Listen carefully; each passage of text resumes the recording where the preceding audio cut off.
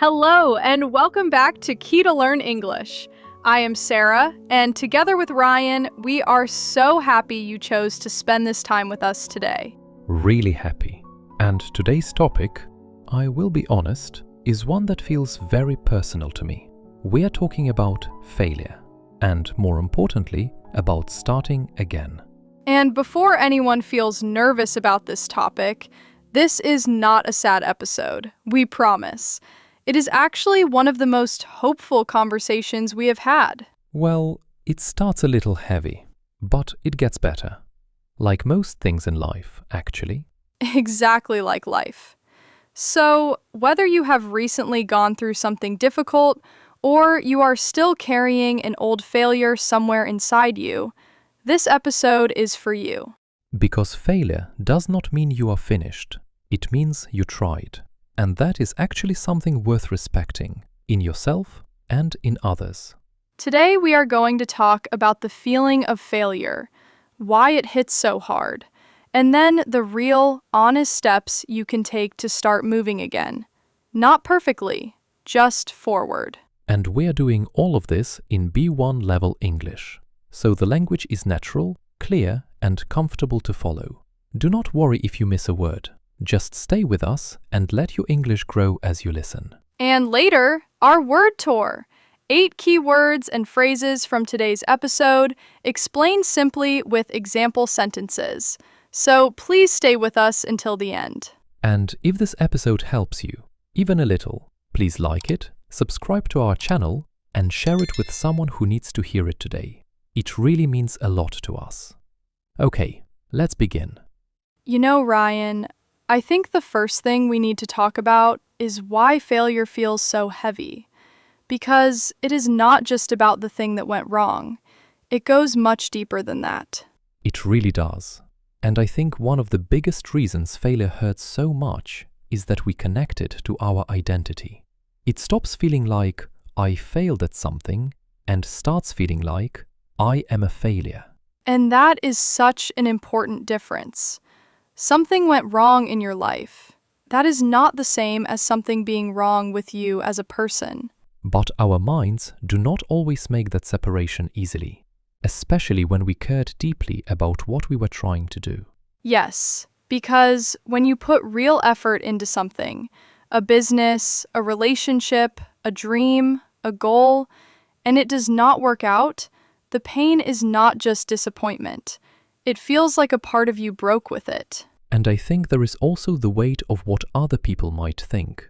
Sometimes people are less afraid of the failure itself and more afraid of being seen failing, of being judged, of being the person who tried and did not make it. And that fear of judgment can be completely paralyzing.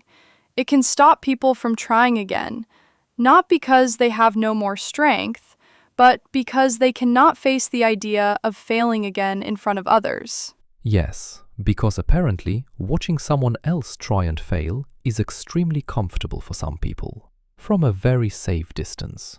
Ryan, but honestly, you are right. The fear of other people's opinions adds a whole extra layer of pain on top of the failure itself. And then there is the story we tell ourselves. After a failure, the mind gets very loud, very creative with the worst possible explanations. Maybe I am just not good enough. Maybe I was foolish to even try. Maybe this is just who I am. And that inner voice, when it gets dark, can be crueler than anything anyone else says to us. Which is exactly why the first step after failure is not action. It is not planning. It is not bouncing back immediately with a new strategy. The first step is simply letting yourself feel it honestly. Yes, because if you rush past the pain, if you push it down too quickly, it does not disappear. It just waits. And it comes back at the worst possible moments. Grief is the right word here. A real failure, especially one you cared deeply about, deserves real grief. Not weeks and weeks of sitting still, but real, honest acknowledgement that something hurt. And giving yourself that space, without judgment, without the pressure to be okay immediately, that is not weakness. That is the beginning of actually healing. Okay, so once you have given yourself that space, the next challenge shows up. And it is a big one. Because failure tells you certain things, and most of them are not true. Right. And this is where we have to be very careful.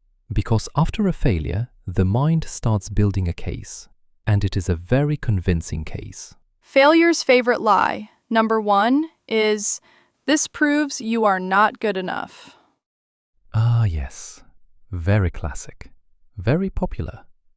Completely wrong, but delivered with enormous confidence. Exactly. Because one failure does not prove anything permanent about your ability. It proves that one attempt in one set of circumstances at one specific time did not work out. That is all. And yet, the mind takes that single event and writes a whole story about your entire future, as if one chapter explains every chapter that comes after it. The second big lie is everyone else is watching and judging you. And the truth is, most people are far too busy worrying about their own lives to spend much time thinking of yours. People are generally much more absorbed in their own problems than we give them credit for. The audience we imagine for our failures is usually much, much larger than the real one. And the third lie, and I think this one is the most dangerous, is starting again is pointless because you will probably fail again anyway. That one is particularly cruel because it uses the past to close the door on the future. It says, why bother before you have even tried? But here is the truth that failure never tells you. Every person you admire, every person who achieves something meaningful, has a story of failure behind them, usually more than one. The difference between people who eventually succeed and people who stay stuck is not talent. It is not even luck. It is the decision to get back up, even when getting up feels very hard. And that decision does not have to be dramatic. It does not have to look brave from the outside.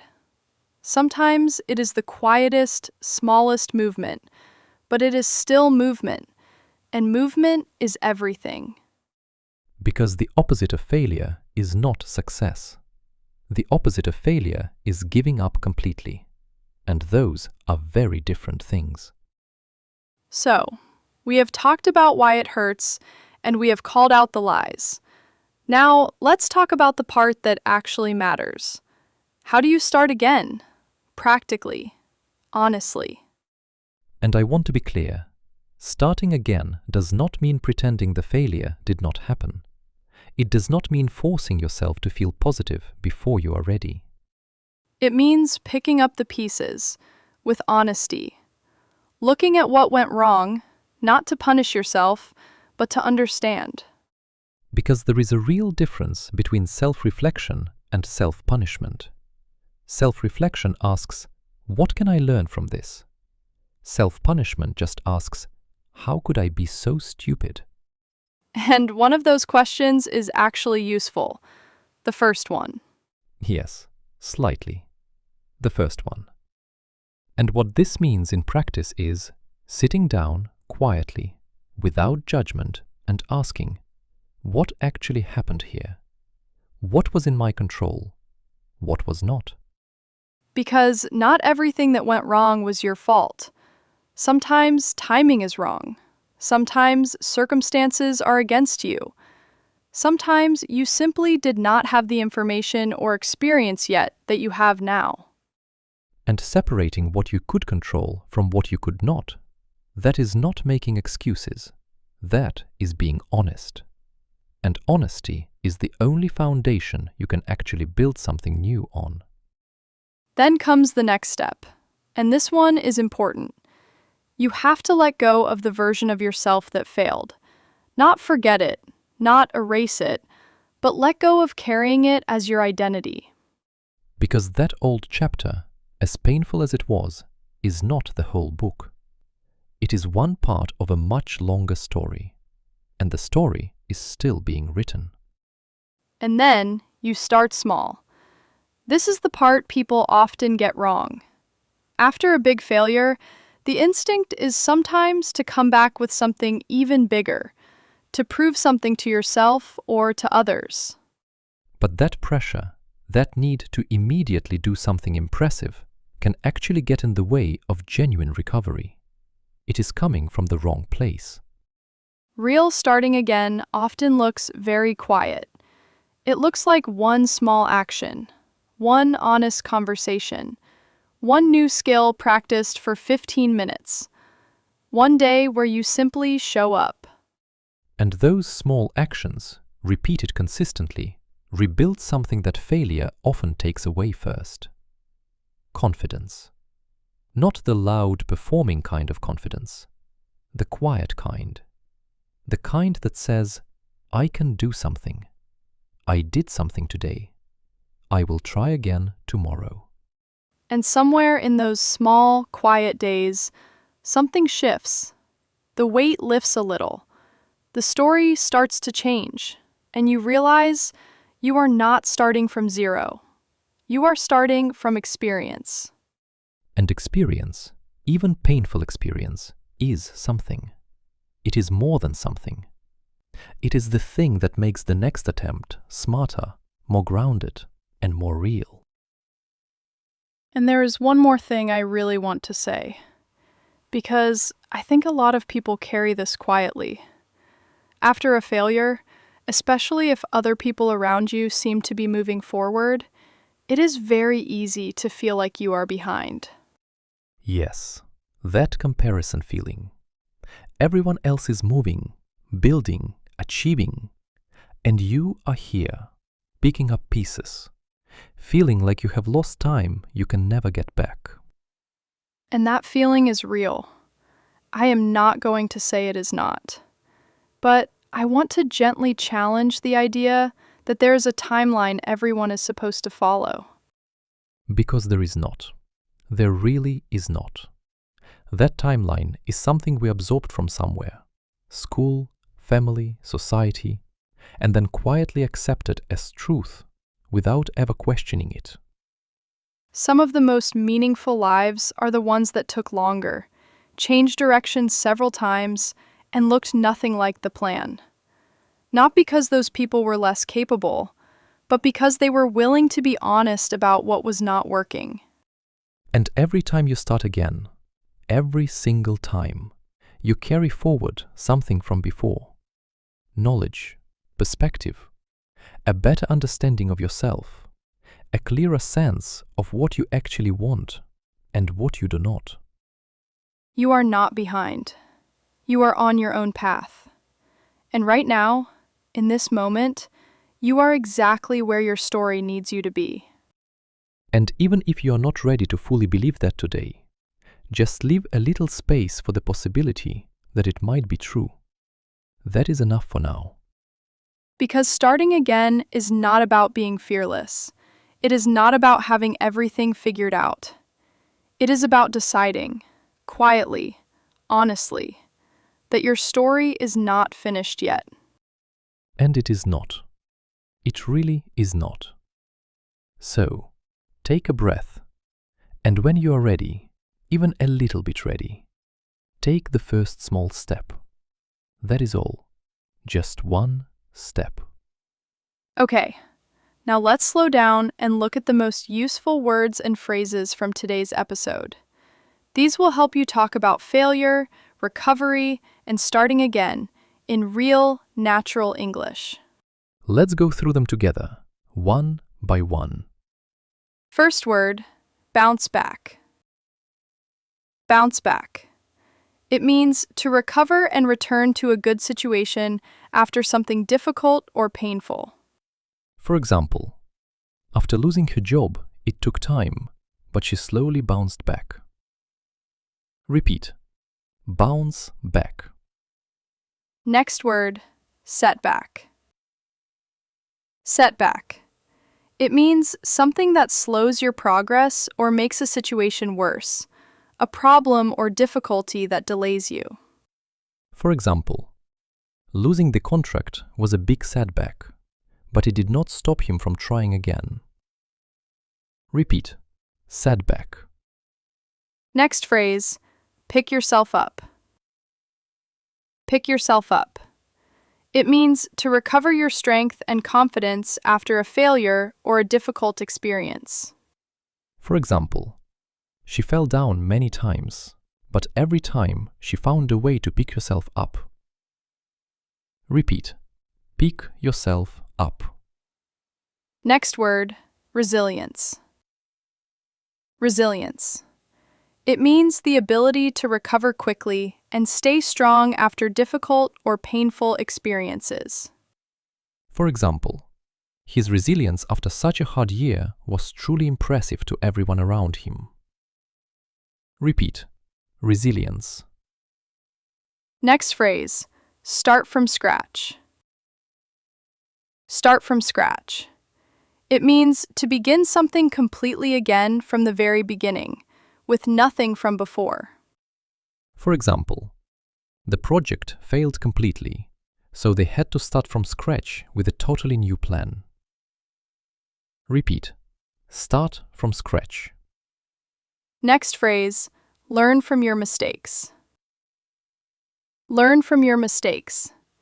It means to understand what went wrong and use that knowledge to do better next time. For example, he did not waste the failure. He took time to learn from his mistakes before trying again. Repeat. Learn from your mistakes. Next word, persevere. Persevere. It means to keep going, to continue trying even when things are very difficult or when progress feels very slow. For example, it was not easy, but she chose to persevere, and eventually things began to change. Repeat. Persevere. And our last phrase, move forward. Move forward. It means to stop focusing on the past and start making progress in a new or better direction. For example, forgiving himself was the only thing that finally allowed him to move forward. Repeat. Move forward. And those were our 8 words. Bounce back, setback, pick yourself up, resilience, start from scratch, learn from your mistakes, persevere, and move forward. Say them out loud. Write one in a sentence. Even that small step is real English progress, and you should feel good about it. And now, our favorite part, the listener comment challenge. This week, we want you to leave a comment below and tell us, what is one failure in your life that actually taught you something important? Big or small, we want to hear it. You can share as much or as little as you like. Even one honest sentence. Your story might be exactly what someone else needs to read today. And also, tell us which part of the world you are listening from. We always love seeing how far the Key to Learn English family reaches. Every single comment means a lot to us. As we finish today, we just want to say this. Failure is not the end of your story. It is one of the hardest chapters, but it is not the last one. And starting again takes real courage. Not the dramatic movie kind of courage. The quiet, everyday kind, where you wake up and decide to try one more time. That kind of courage deserves a lot of respect. You are not behind. You are not broken. You are someone who tried, and that matters more than most people realize. Thank you so much for learning with us today. This has been Key to Learn English, and we will see you in the next episode. Keep going, keep learning, and please be kind to yourself. Bye for now. Bye everyone. You have got this. Take care.